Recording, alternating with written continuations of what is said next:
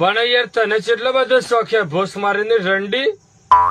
અરે યાર મગજ ની માછ ચોરી નાખે અને માને લંડુ ગાલું 10-12 જણા ભેગા થાય ને એટલે તરત તને ચટાડવાનો શોખ થાય. આપણે ચાટવા વાળા છીએ પણ કમરામાં બેડ ઉપર હોય ઓફિસર ચોઈસ દારૂ લગાવ્યો હોય 78 વાળો મોંઘો દારૂ અને પછી લંડ ગાલવાનો હોય ને આવું બધું હોય તો યાર ચાલે. આ તો ભોસ મારીને ચારે તોનમાં આવે ખબર હે 8-10 જણા ભેગા થાય ને તારે. હવે મારે આમાં લંડી ટાઈટ નહીં થતો બોલો યાર. વધારે જો ને તો થોડું નર્વસનેસ ફીલ થઈ જાય એનું માને લંડી ગાલું નર્વસનેસ થાય તો મારું લંડી ટાઈટ નહીં થતો. 12-13 ઇંચનો લંડ અને પડતોય નહીં ફટાફટ મારે તો. પણ આ ભોસ મારીને કોણ સમજાવે યાર.